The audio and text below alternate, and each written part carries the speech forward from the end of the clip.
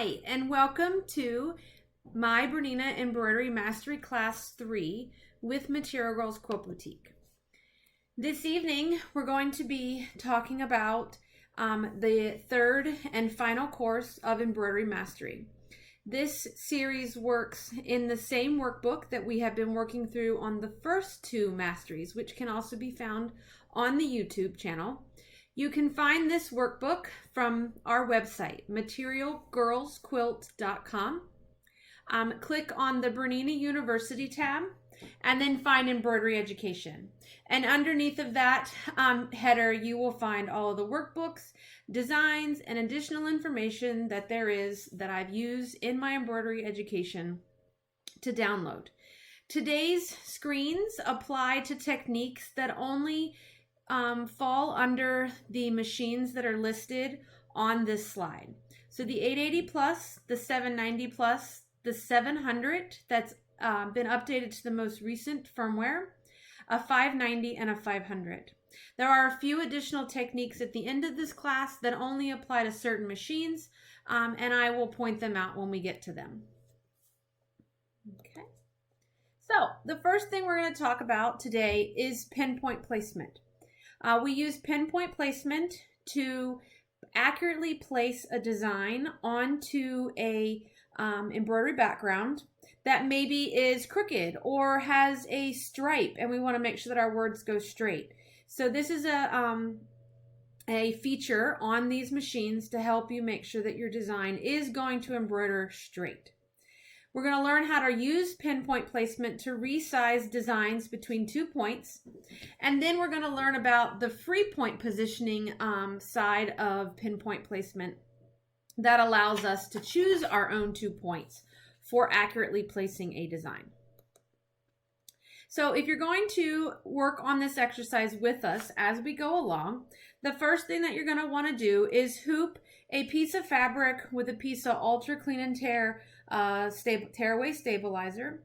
On your fabric, you want to go ahead and mark a horizontal and a vertical line. Let me grab this. A horizontal and vertical line in the hoop, and then you want to hoop it slightly crooked. So you can see here that in this hooping, let me see if I can get it straight, that in order to get it straight, I've got to kind of do some crookedness with the hoop. So this line and this line are not, they're kind of slightly rotated and in the hoop. So we want to purposefully hoop this crooked so that you will be able to see that we can get it positioned and hooped back straight. Embroidered straight, not hooped straight. So when you open a design and you have done all of the other editing that you want to do to it, making it bigger, rotating it, mirror imaging it, all of these other edit features need to be done before you choose pinpoint placement. Once you have pinpoint placed a design, you do not want to move it or rotate it or do anything to it. Okay? So once that you've done your editing, you're going to select pinpoint placement. Now down here in the corner, you're going to see a picture of a real live machine so that you're able to watch the hoop and everything move with us this evening. I think it's easier to understand. So I'm going to go into the information screen to open up my edit menu, and I'm going to choose pinpoint placement. When you open up pinpoint placement, there are 2 options to pinpoint. And we're going to work through the grid option first, okay? So your grid option is going to allow you to pick 2 points out of 9 possible points to place, to check the placement and alter it so that it is absolute accurate, okay? So we would choose the grid option in pinpoint, and then you will see there are 9 dots that appear on the design. For today's exercise, we're going to pinpoint place the center dot so that it lands in the center of the hoop. And then we're going to check one either left or right of center. And we're going to pinpoint place that one. All of these dots work in conjunction with each other. So I could do the center in the top. I could do center and bottom. It really doesn't matter because once we place the first point, everything pivots amongst that point. Okay? So I'm just going to reach up and I'm going to touch the center dot. Okay. And when I do that, the machine is going to move my hoop to the location of that point. And if we look, the location of that point is nowhere near the center of this hoop. So let me zoom in here so that you can see that. Okay, so obviously we are nowhere near that embroidered center. So what we're going to do is we're going to make sure our needle's in the highest position. We're going to use our width and length knobs on the machine, and I am going to move the design on this particular one to the left until my needle goes down into center. Okay.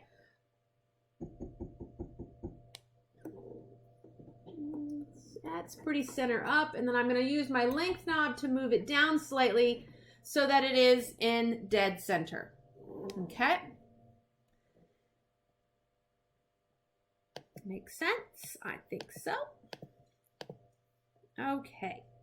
Now that we have our center set, what we're going to do next is hit the word set. When we hit the word set, you will notice that on your design, that center dot now has a yellow ring around it. Okay? That yellow ring acts like, let's pretend, like a thumbtack.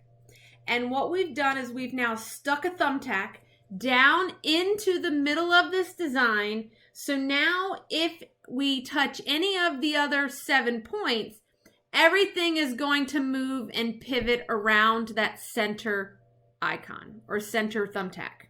Okay? So I'm going to go and I'm going to now choose the dot to the right of center.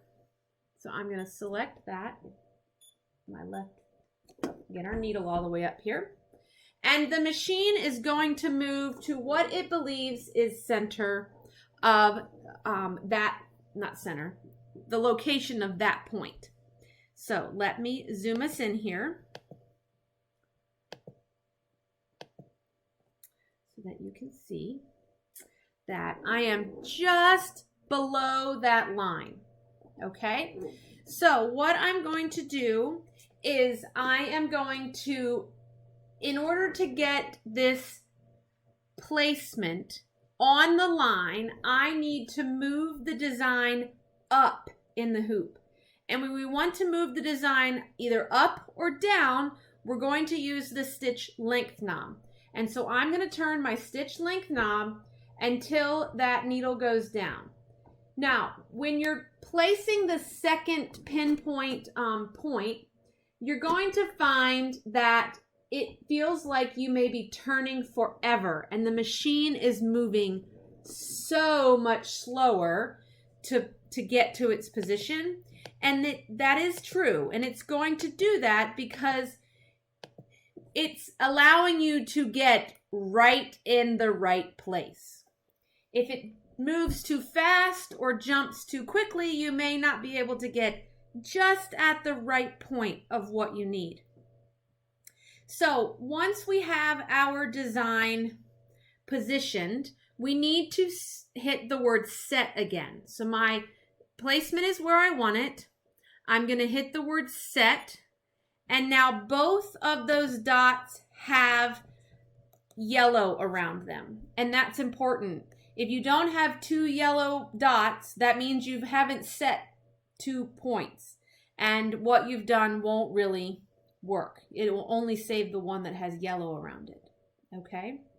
So we've touched the center dot. We've made our choices. We've moved to the placement of the hoop. And we've hit the word set. We've touched an outside dot, either left or right. It doesn't matter on this one. And we've used only the lower knob to move it up and down. If we had used the width knob, which is designed to move a design left and right in the hoop, what's going to happen is it's not going to move this center dot. It's only going to move this one. And when it moves this one, it's going to either make the design bigger or smaller. And the next exercise we do will explain that. But I just like to point out that you need to think about which direction you need to move the design. And it's going to depend upon which points we have used in the pinpoint placement. Okay. Now, once both designs, both placements are set and ready to go, you are technically ready to embroider. Now, let's say you've changed your mind, or maybe you're hooped way too crooked, and if you rotate the design if you've had to really rotate it in the pinpoint to get things to line up and part of your design is now outside of the hoop, you're going to have to rehoop and start again. And in order to do that, you really need to clear out your pinpoint settings. And so if you've done pinpoint and you change your mind and you want to do it again because maybe you want to check 2 different points, to clear anything that you have set, it is this button right here. So if you touch this butterfly button inside pinpoint, this will clear out anything that you have set in this particular design. So it gets rid of the 2 pinpoint points that you have set and allows you to start over. Okay? If you've decided that your design is incorrect or you've changed your mind and want to do it again. Okay? Now, what we would then do is hit the, we're going to close the edit screen. So we're going to come up here. We're going to hit the large I to close out. We would hit the ready to embroider screen and we would embroider this design. Now, for these purposes, I don't think you can see it here. That'll be easier here. Ignore the P's. These are for a later exercise. So you can see at the top, my top of my flower lands on the line, the bottom of my flower lands on a line, and both my left and right land on the line. Even though this was put in the hoop crooked, okay? So it's just slightly crooked. And now it's embroidered straight. So that's the first way to use pinpoint, okay? We use it to accurately place. So if you had a striped fabric or something along that lines, you can make sure that your design is going to fit along the striped fabric. Now, the next option here that we're going to do is we're going to learn how to resize between 2 points using pinpoint. Now, why would you ever use this? Let's say you have a pocket, you have a small coaster or some smaller item, and you don't really know what size the design needs to be in order to fit in that area. Your machine is reading to you in metric. You don't know how to read a metric ruler. It's just way too much work to figure it out. So we have the ability to resize using pinpoint, and that's what we're going to do. So I have the same piece of fabric that we're going to use. We've drawn a line both horizontal and vertical down the center. I am going to take and mark 2 dots in my hoop here. Okay, so I have 2 dots along the vertical line that I'm going to do a letter. This is where I want my letter P to fall in between. I have no idea how big this is. This is how big I want it to be. Okay, so I'm taking a guess. So I'm going to get out of here. We're going to open a new design. I'm actually going to open some lettering from the machine, and I want to use what we call as the happy font. Now, how do I know what font in here is the happy font? Now, if you remember from a previous lesson, I told you that you can touch the question mark. Now that question mark, it's hard to see here, but it lives on the outside of your screen or underneath your screen or behind your home button. We're going to hit the question mark. It's going to put that blue question mark in the middle of your screen. And then you're going to start touching alphabets. And when I touch the alphabet, it's going to tell me what the name of that alphabet is. Okay? So this is on the 790 plus, number 14 is the happy font. So I'm going to pick a font, and we're going to pick the letter P. Okay, and then I'm going to hit the check mark. And it's going to bring the design. Let me come in here. Get this so you can see. So right now, where this design is located at is nowhere near the center of the hoop, first of all, and nowhere near where my 2 dots are marked at the top of my hoop. So what we're going to do is we're going to choose pinpoint placement. Okay? So in pinpoint placement, again, remember, we find it in the eye, and then we find it in the below the rotate icon, or it kind of looks like a square in a diamond. And we're still going to use the grid option, okay? And we've got this little tiny grid, and you can use your zoom in buttons to zoom in so that you can see more. And that zoom is going to be helpful too when all your buttons kind of cluster on top of each other and you just can't seem to get the right one selected.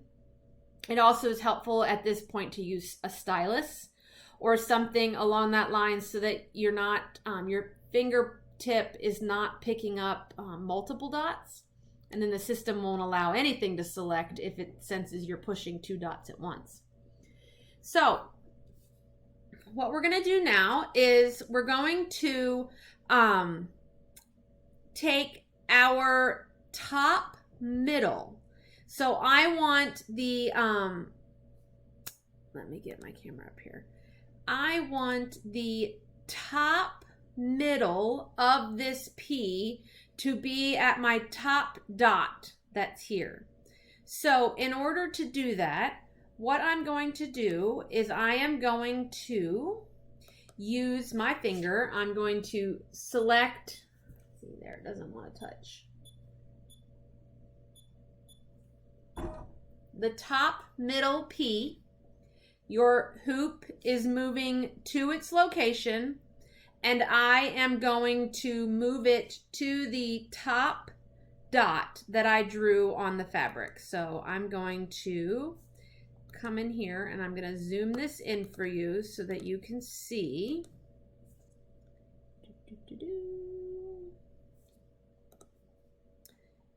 Okay. And I'm going to use my stitch length and stitch width knobs to get that P, the top of that P, at that dot. That was a little too far left. All right, so I'm right at the top of that dot. I can hit the set button that's on the screen. So I'm going to come over here. I'm going to hit the word set. And now I want the bottom of my P to be on the bottom dot that I drew. So I'm going to grab a hold of the bottom P. And you can see that's where the bottom of the P is. And I need the bottom of the P to be up here. In order to do that, I need to shrink this letter, right? And I can tell you that this letter on this machine, it's hard to read, is 1 inch tall, or 1 inch wide by 1.2 inches tall. Okay, so I'm going to move this design up. I want to take that bottom middle point and I'm going to move it up, which means I'm going to use my stitch length knob. I'm going to use it, turn it clockwise, and you can watch on screen as this design shrinks.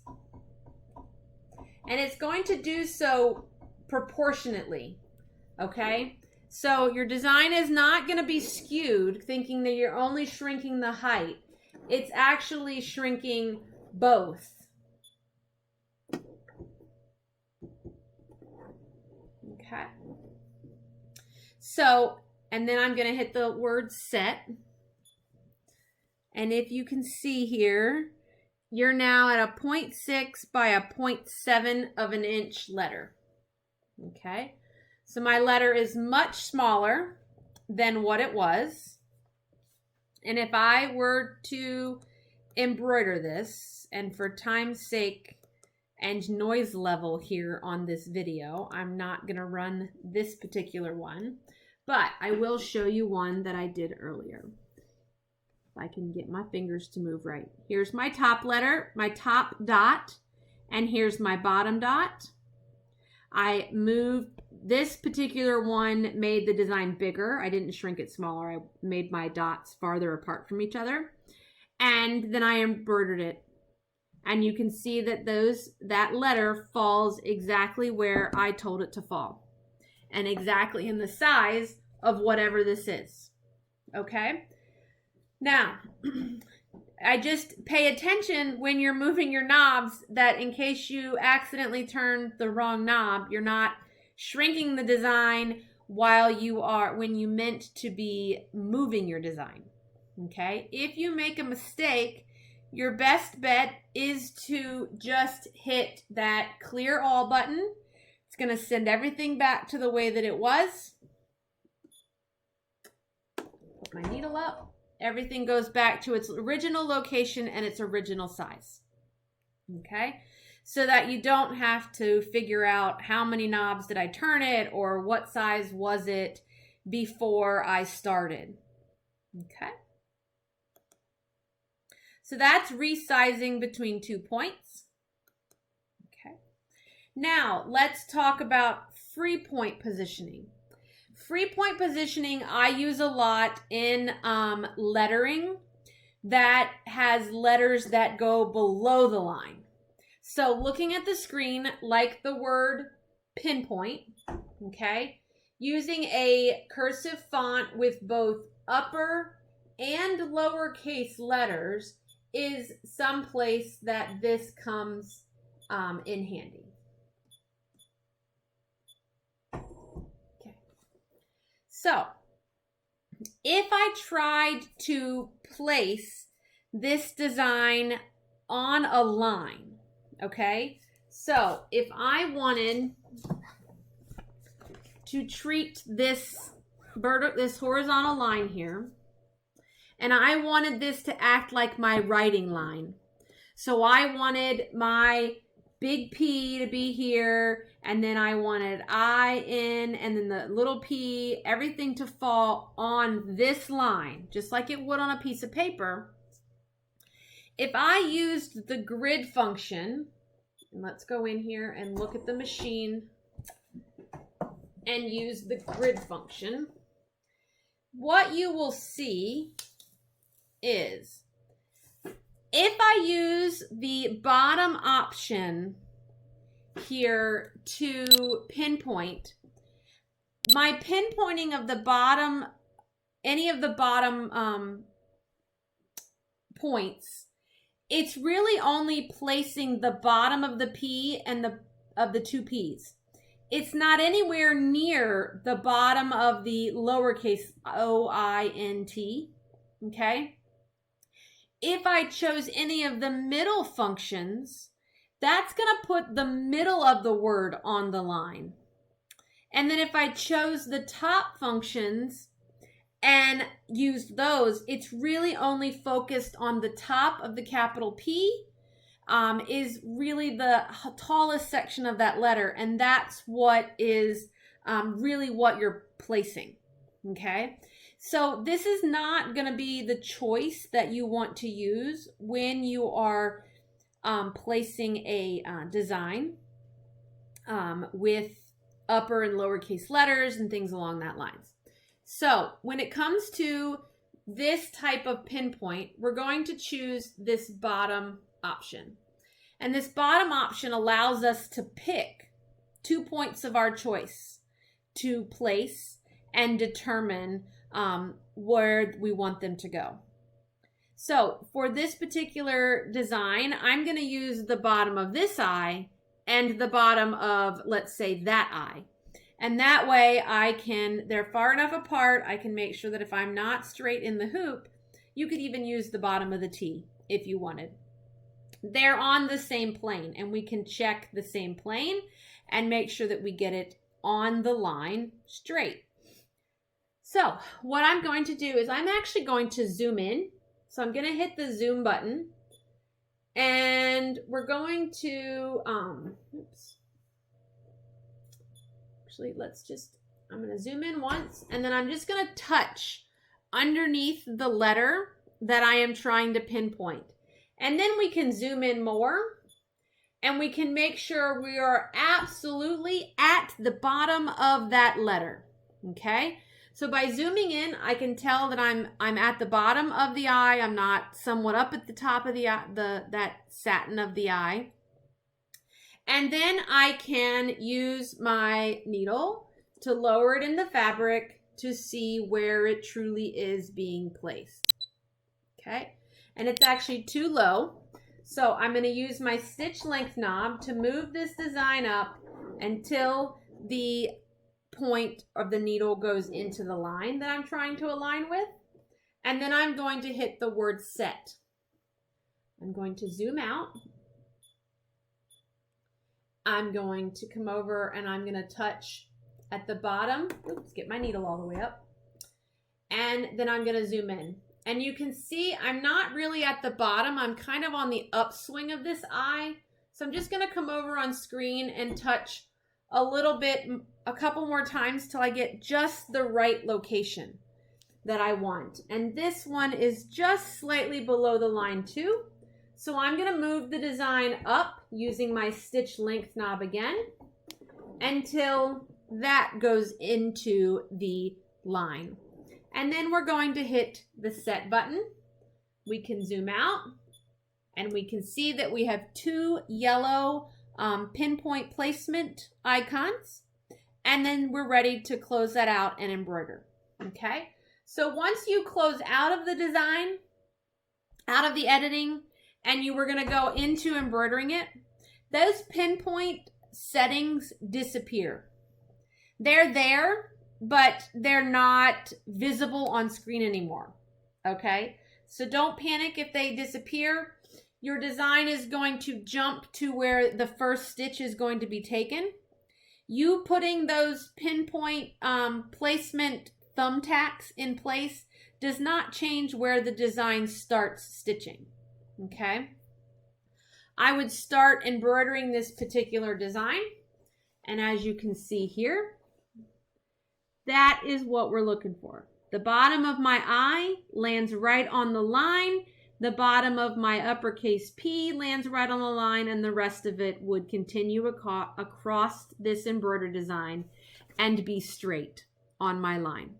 This comes in handy with striped fabric. Okay? If you had, let's say we had a blue and white striped fabric and we wanted the bottom of our sailboat to land on a stripe or along the border on a pieced project, you can use pick 2 points on the bottom of your sailboat and make sure they line up with the seam of your quilt, and then things would land exactly where you wanted them to land. Okay?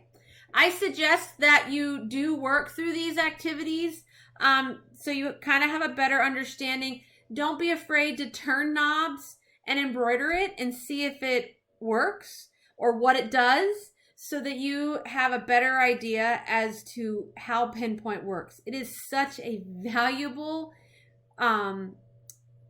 placement tool that saves you so much time and crooked embroidery. Okay? No more crooked embroidery. And to be honest, if you get, for those of you that have Pinpoint and you get to using Pinpoint, you will never have to hoop and use these plastic templates again. Okay? Because that's what we use them for mostly, is to make sure that we get in and we get hooped straight. That plastic template's not really necessary. You just stick it in the hoop and then pinpoint place it. Okay? So that's just a little review of Pinpoint free point. Okay. Now, let's talk about thread up, ungroup and regroup, and rearranging stitching order. Okay. Now, the thread up function is going to be what I would use in particular. I would use this when I am quilting a quilt in the hoop. Okay. And when you quilt a quilt in the hoop, it's a bunch of rehoopings. Okay. So we quilt a section, we rehoop, we match up the points of connection, and then embroider it, and then rehoop, and keep moving until it's done. I do teach a class in an edge-to-edge quilting in the hoop that maybe I'll figure out if I can do it virtually one day and teach everybody how to do that. So if I was quilting in the hoop, I would be pulling my bobbin thread to the top so that I could hold on to both my upper and lower thread at the same time. Okay. And that would allow me to then tie my own knots or bury my threads and things along that lines. So pulling up your bobbin thread is basically you're going to use your needle up and needle down buttons. So if you look on the machine here, on an 880, your needle up, needle down button is going to be the second button on the head of the machine in the far left column. For everybody else, your needle up, needle down button is right above your slide speed control to the left of your screen. And basically what you would do is you would hold your upper thread, press the needle down button, your foot goes down, your needle goes down, your needle comes up, your foot comes up, and then you pull on the upper thread and your bobbin comes to the top. Now, please note that the needle up function, this needle up or thread up command function, as they call it, is only going to work in the ready to embroider screen. Okay? So, it is not going to work in the screen that you're looking at right now on the machine in the lower corner here. This is your editing screen. Your thread up command is only going to work after you've gone into ready to embroider and you're in this screen. So you would push the button. Okay. Needle goes down, foot comes up. Okay.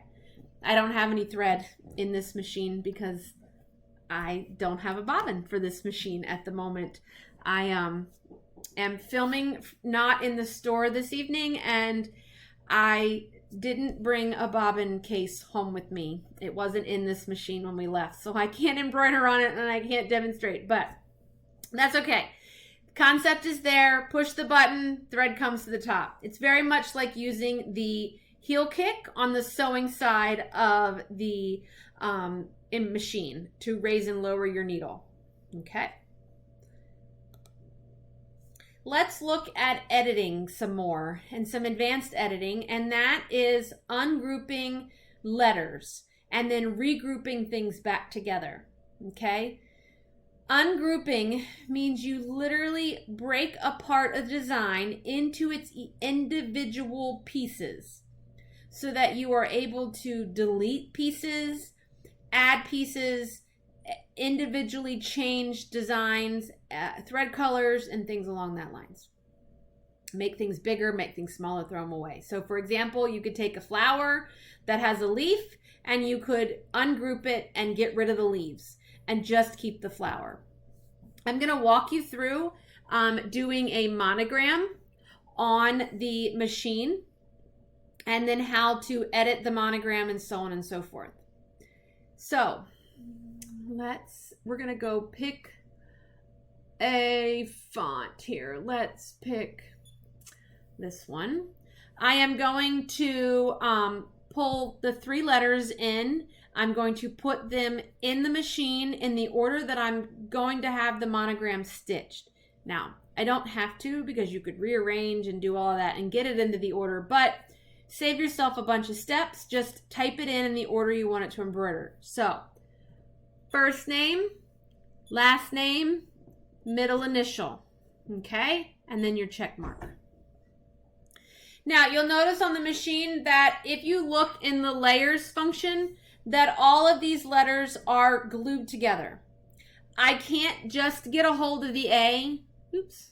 I can't get my H. I can't get my L. If I do any editing to this design, it's going to be done to all 3 letters. Okay? If I were to rotate, all 3 letters would rotate. And I can't get just 1 letter. So, in a typical monogram, the middle letter is bigger than the other 2. Okay? In a traditional format.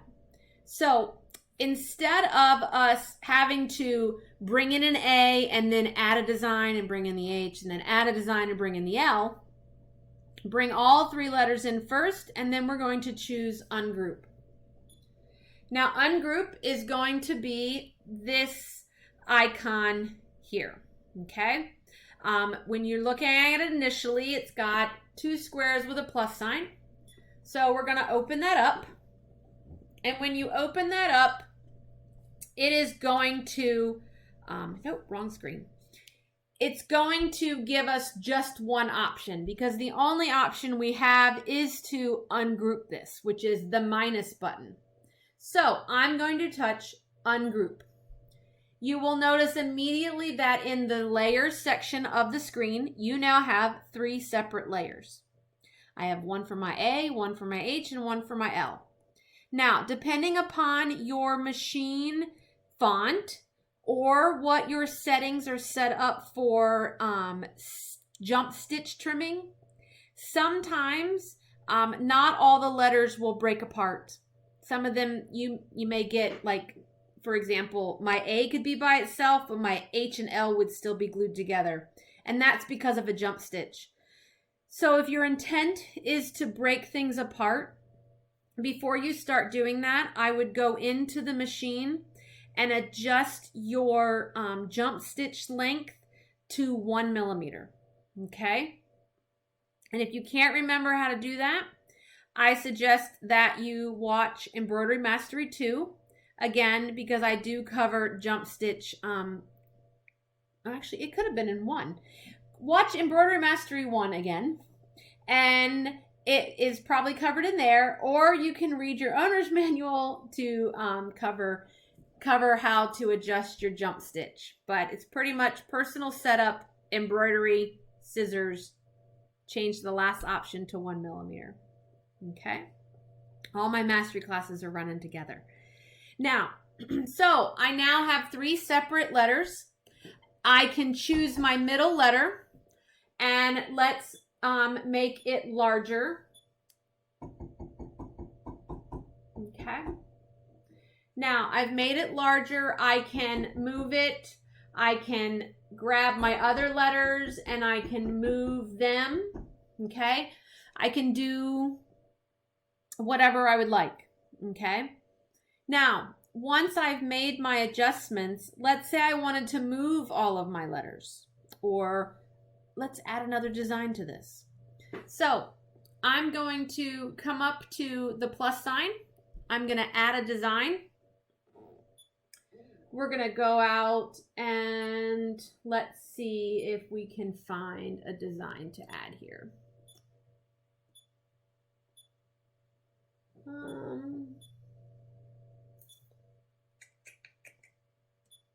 Didn't put it on this machine.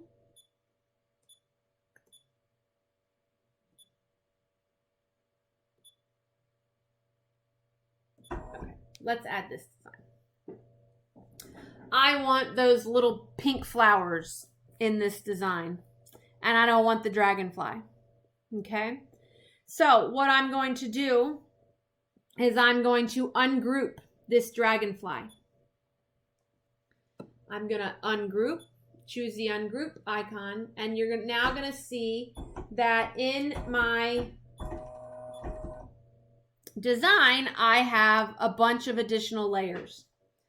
Now, I could go through and I could individually delete each one of the layers I didn't want. But it's much faster if I just group the things back together that I don't want and then delete it in one sweep.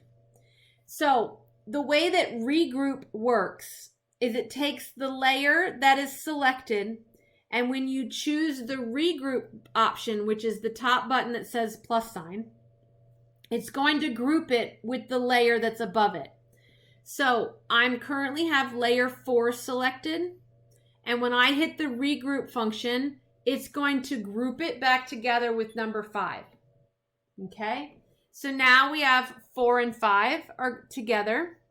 I'm just going to keep hitting the regroup until all of the dragonfly and that swirl are back together. And then I'm going to go out to the information and I'm going to choose trash can and I'm going to delete. So now what I'm left with is my 2 flowers. Now really I only need one of these. Okay. And so I could come in and hit the ungroup button again. And that's going to break those 2 flowers into 2 separate pieces. So I'm going to also do that function with the flower centers so that I can delete 1 flower and 1 center. So you can either choose the trash can or you can touch and swipe. It lets me today. Okay. And I want the upper center, touch and swipe. Now I need to regroup this flower. So I'm going to go back into the ungroup regroup. Flowers selected, and I'm going to hit the plus sign. While I'm in here, I'm going to go ahead and regroup my alphabet or my monogram together.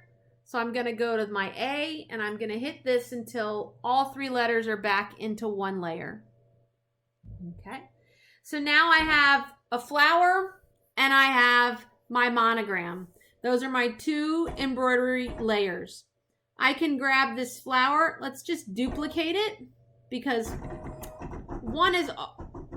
2 is always better than 1. Okay.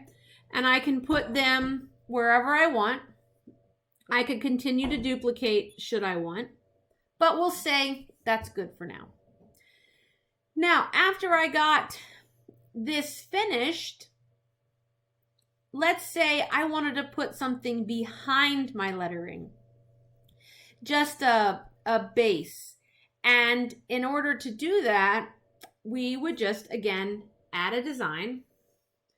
And let's see if we can find something like this heart. Okay.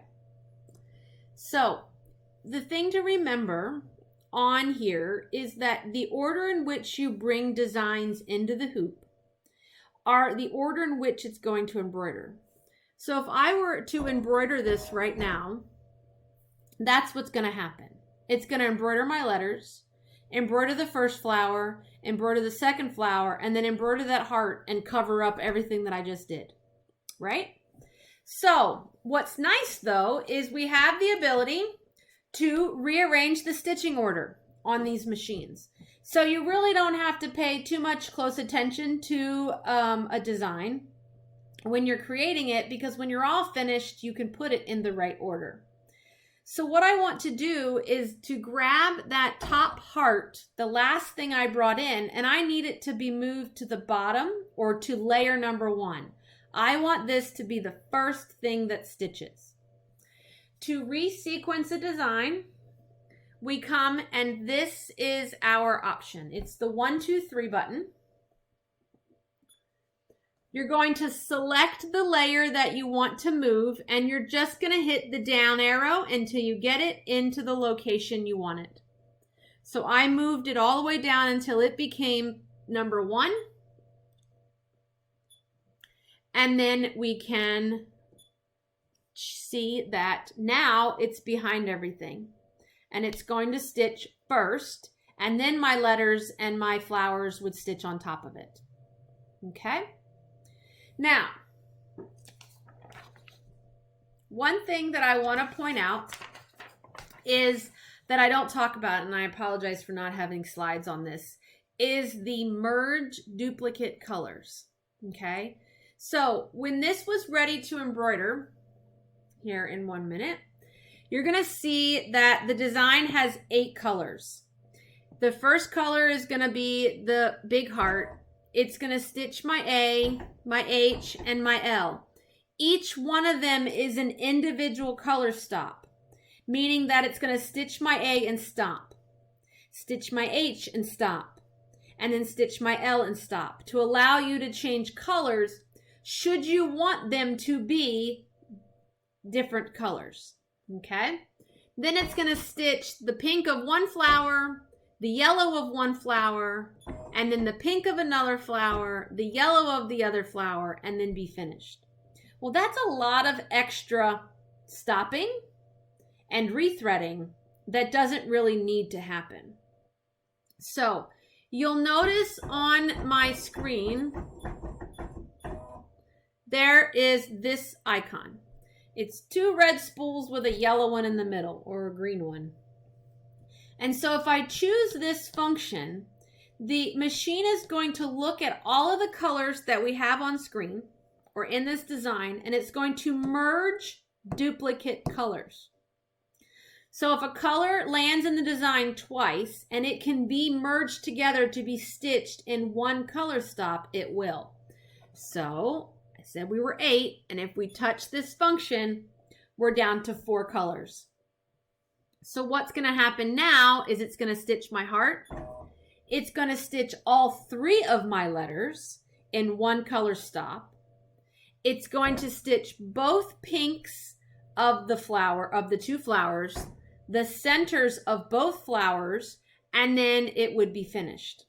So we just eliminated 4 extra, whether it's color changes or stop and starts, that aren't really necessary.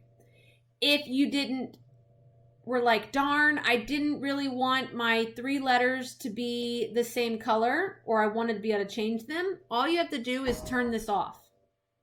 And now it's back to the way that it was. Okay?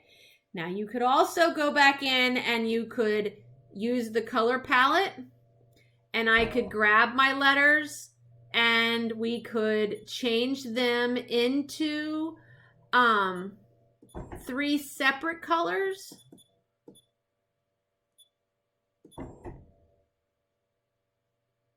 Oh, he can stay black. So that now I have 3 separate color stops, and when I choose this option, it just merges my flowers together. So the 2 pinks and the 2 yellows will stitch in one color stop. But you'll still get the 3 separate color stops for your alphabet or for your monogram. Okay? Just a little extra there.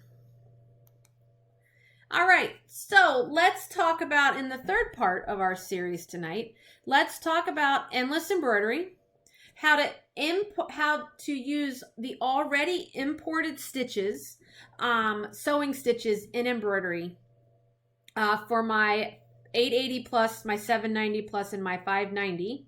And then we'll talk about shaping, which applies only to the 880 plus.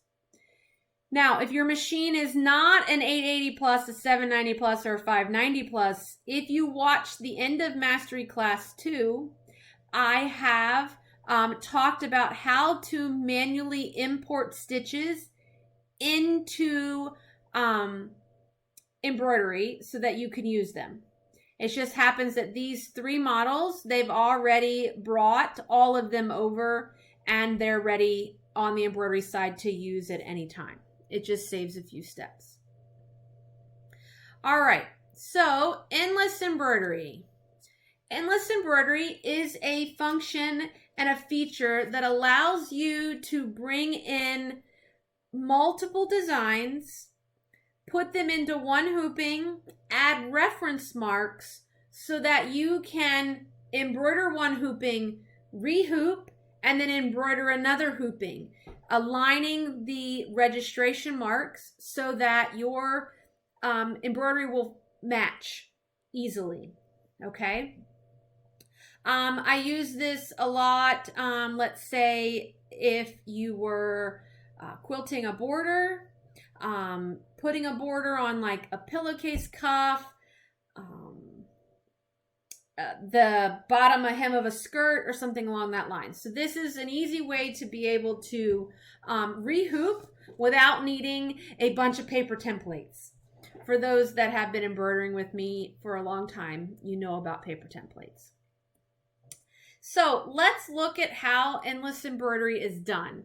So I'm going to use a slightly different design than what you see on the screen here to your left, but I'm going to use something different on the right. So before you set a design up for endless embroidery, you need to do all of the editing that you want to do to it. Make it bigger, smaller, rotate, mirror image, get that all finished, okay? I'm just going to leave the design as one. We're going to come into the edit function and we're going to choose endless embroidery. And endless embroidery is the 3 butterfly icons that you see here. And we're going to look at what takes place. So when we come into the system and we come into endless embroidery, over on the left you see a picture of your hoop and you see 8 possible arrows. Those arrows right now, the 2 in the lower right and lower left corner are highlighted. And that would mean that when the machine embroidered in a moment, the last thing that will stitch is 2 reference marks in those locations on the hoop. So the lower left corner and the lower right corner are going to get reference marks, which means that you're intending to rehoop below this location. If you were going to be rehooping left to right, you would change, go back here, you would alter or use one of the left or right arrows. You could use the 3 right arrows or the 3 left arrows. If you were going to multi-hoop upwards, you could use the top arrows. Or if you were going to go all directions, you could do all 8 arrows. Okay? Now, you will see over on the right, we have an icon that's asking you how many of these designs do you want to do in one hooping. Now, I'm telling you that when the design comes over, the system is going to automatically add the number of designs that will fit in this hoop at the current size you have it displayed at. So on my screen here on the simulator, 2 of these swirls will fit in the hoop at once. I can use these bottom functions to adjust the space between the 2 designs. So if I didn't want the 2 designs to touch, I could, wrong direction. I could increase that number to spread them farther apart. If I wanted them to overlap, I could turn the other direction with the knob and overlap them. Okay? Or if I wanted them to just touch, I could leave it the way it is. Maybe I was hoping to get the designs a little smaller and maybe 4 in a hooping. Now I can hit plus until I see 4 designs, but you see there's a red ring around the hoop, which is telling you that this doesn't fit in the hoop. But that's what we want. So this bottom option is make it fit. And so what the system does is it shrinks it to the size it needs to be to fit in that hoop. Okay? If you accept that, you can hit the check mark and you can see that this is 2.2 inches wide and 8 inches tall. Okay, so for every hooping, it's going to give you 8 inches. So as you went down in the design, you could know that every hooping's 8, and if you went 3 hoopings, you're going to be at 24 inches. Okay, yeah, 8 times 3 is 24. 24 inches.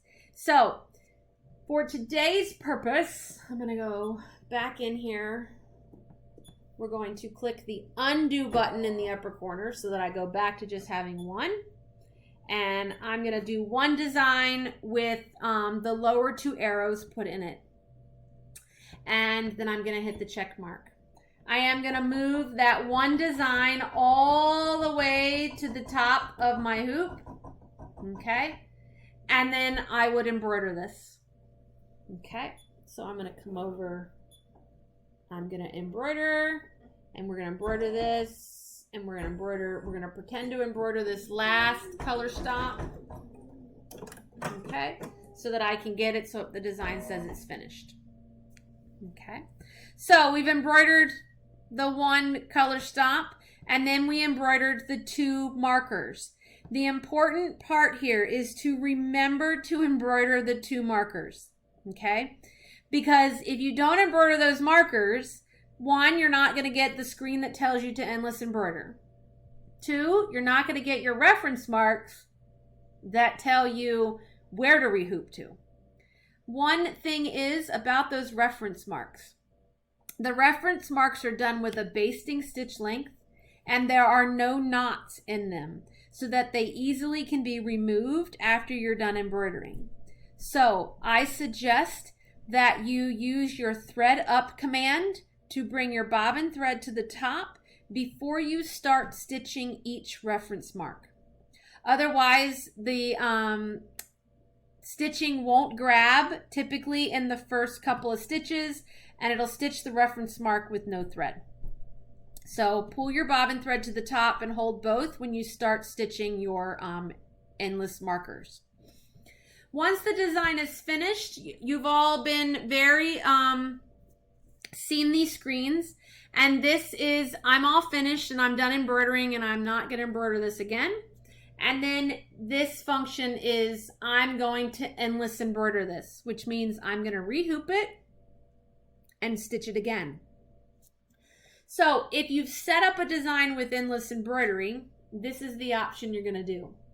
If you've done this design but didn't add the reference marks and things, this isn't going to help you do anything. So we're going to choose this option. The system's telling you that you're going to rehoop the design, and you're going to put it up at the top of the hoop, making sure that the arrows are approximately 1.25 inches down from the top of the hoop. We need to make sure that they're in the hoop field so that we can use them as reference marks for placement. So once we have stitched that design, I have another hoop that's partially stitched here. Okay, so this is what it would look like. There's our first design and the two reference marks that get stitched. I would place this design on the hoop, and I will move the screen here in one moment down the bottom so that you can see what happens. I'm going to hit the green check mark, and the system is going to move, the needle is going to move to where it believes is the first reference mark. And as you can tell, this is not anywhere near that arrow. Okay? So this needle is nowhere near the tip of that arrow. So what we would do is we're going to turn up the stitch length and stitch width knobs to get that point of that arrow to match where it belongs. Okay?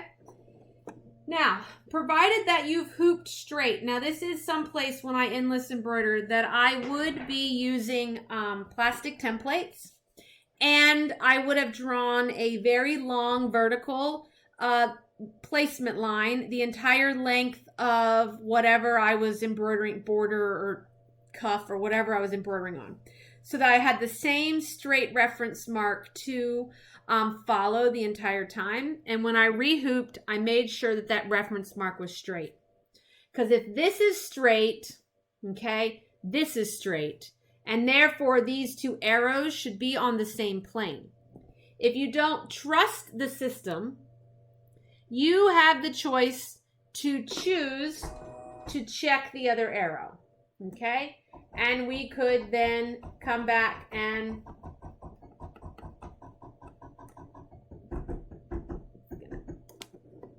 mark your point and go for it. But typically the reference marks are going to be, if you check one arrow, the other arrow is going to be just fine. Okay? And then you would embroider.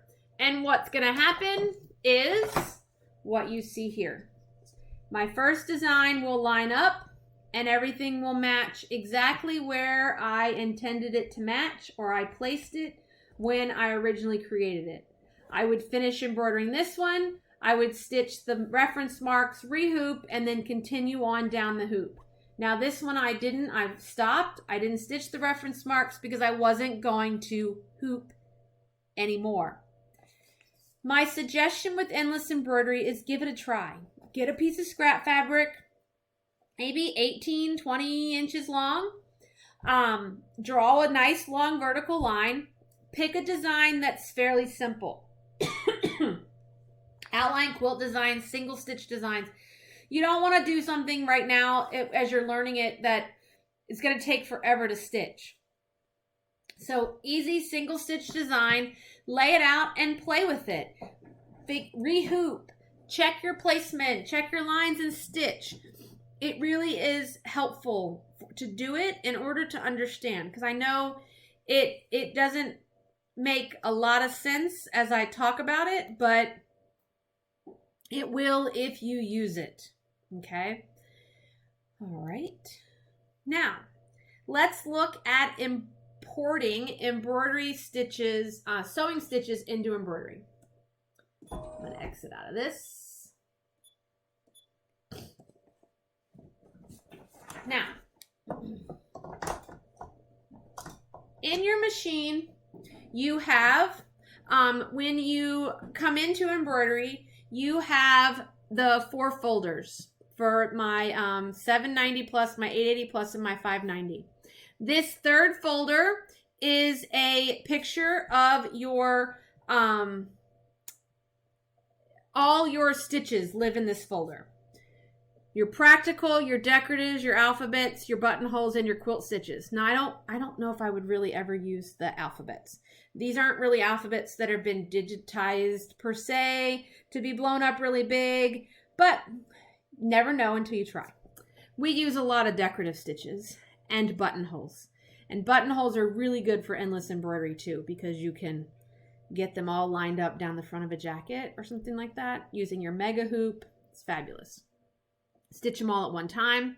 So if I come into, well, let's do a buttonhole. Pick a buttonhole. I'm going to get 1 buttonhole. I can come in. I know what size that buttonhole is. I can come into edit and I can make that buttonhole bigger.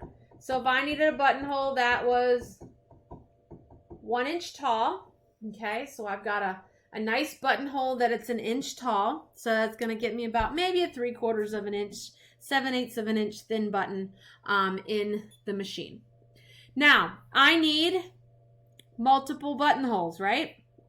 So I could easily go into endless embroidery and look, automatically going to add me 10 buttonholes in a row. Let's just say we just needed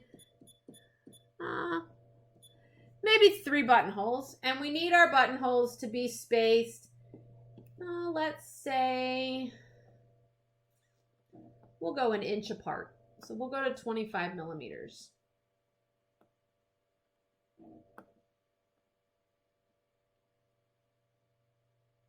Okay. So now I have 3 1-inch buttonholes, 1 inch apart from each other. I can add 1 reference mark right in the middle. So if I needed to rehoop this and then add another set of 3, I could.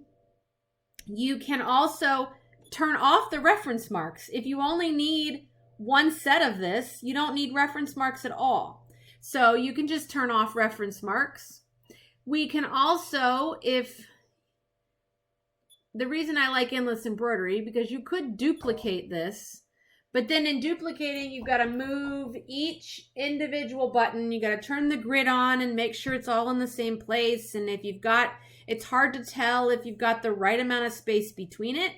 So by using endless embroidery, it's a little bit easier to do so. Let's go pick a decorative stitch.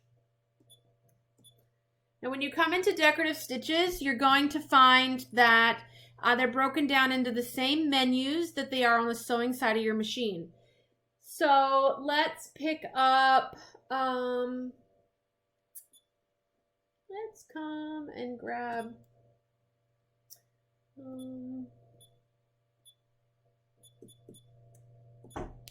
This one. I'm going to zoom in here so that you can see. Now, it's going to bring you in one repeat of the decorative stitch. Now, if I wanted to fill this hoop with this decorative stitch, that's a lot of copying and pasting, right? Or a lot of duplicating more than anything. So this is where endless embroidery again comes in handy for quick duplication. So I can endless embroider. It tells me I can fit 32 repeats in the height of this hoop. Okay, I'm going to take it down to 30 just so it comes out of the very tippy top. And I want them to connect, so I'm going to leave the spacing where it's at. And we're going to hit the check mark. Now I have one nice long grouped together design. I can duplicate this and it's going to put me a second line right next to the first line, and I could duplicate that one, and I could continue to duplicate that until I had the hoop full of this stitch. Now I could come down and select it all. We could move this over. We could duplicate all of that. And then we could move it over.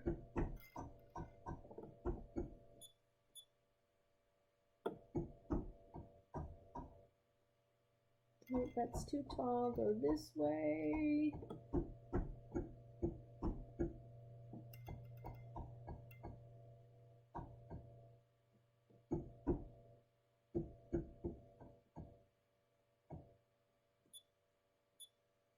There we go.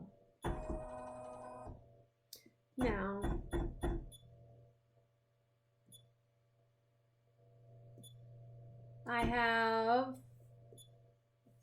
I have now filled my hoop. Now it's slightly out of the hoop. Now I could come and we could shrink this.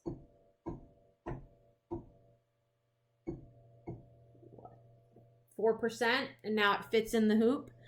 I could go in and we could endless embroider this, because let's say we're going to quilt a quilt with it. I can put one hooping. Let's add, I'm going to go across the quilt. So let me put in 3 reference marks on the side of it. I could quilt this, move my hooping, realign my marks, and quilt again, and just keep going across my fabric until this was stitched. Okay. Now, that's just a little bit. For those that have 770s and 570s, you can do the same concept. Okay, you can bring them over and duplicate and do all of that good stuff with them. You just have to manually import them. Okay, they're just not there. You don't have that endless embroidery function, so it takes a little bit more time to duplicate and mirror image. If this is something that you want to do, you can also do this in BERNINA version 8 embroidery software using pattern runs. And pattern runs, we digitize a straight line and then we apply a decorative stitch to a line and lay it out however you want, send it to the machine, and you're ready to go. So there are other ways to do it if you have machines that aren't capable of endless embroidery and importing stitches. Okay. So this is your folder, and then just walking through using that endless embroidery to duplicate. You can also make these stitches, you can make them bigger, you can make them smaller, you can rotate. So all of the editing functions in embroidery work for those imported stitches. So for example,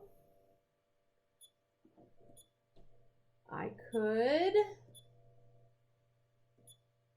take this design here. Let's rotate him and make him bigger.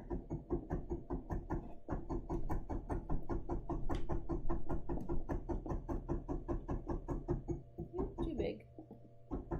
Okay, and you could stitch him. Now, you just blew it up like 300% bigger than it was. I would definitely test this first to make sure that stitch length didn't get too long. But it Can be made bigger, can be made smaller, completely your choice. But I would test it again first, but it can be done. Okay. Now, the last thing that I have is on an 880, which I'm working with a 790 today. I don't have an 880 with me, but you have the ability on an 880 Plus to do what we call shaping. So shaping allows you to take a design and apply it to a shape.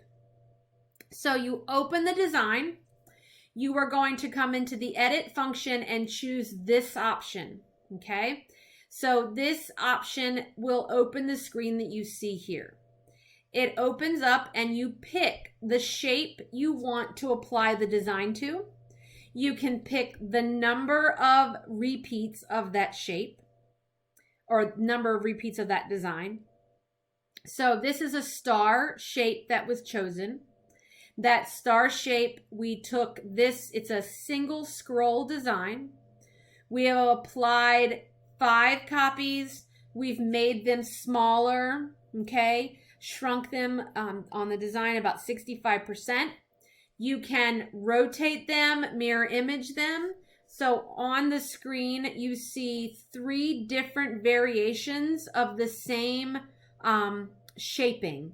So it's the same design, the same shape, just by altering the rotate 90 degrees and mirror image function of those particular editing functions will alter and give you a lot of different results. And then you can embroider it. Okay. So you've got squares and circles. This also applies to those decorative stitches that you import. You can also apply them to a shape. This is just something fun that you have the ability to do on an 880 Plus. Okay. All right. That is all I have for you this evening. I hope that you have enjoyed our series of embroidery mastery that we have here on the Material Girls Quilt Boutique YouTube page. Please feel free to go back and watch Mastery 1 and 2 if you're just now grabbing a hold of the 3rd class. Lots of important information is covered. I hope those of you that have been here with me for all 3 will enjoy, have learned, are comfortable using your machine, maybe picked up a few techniques if you've been using your machine for a while. If you have any questions, feel free to email the store. We will have our sewing mastery lessons up on our YouTube channel shortly that focuses on the features and functions of the sewing side of your BERNINA embroidery system, BERNINA sewing system that's out there. Thank you and have a great rest of your evening.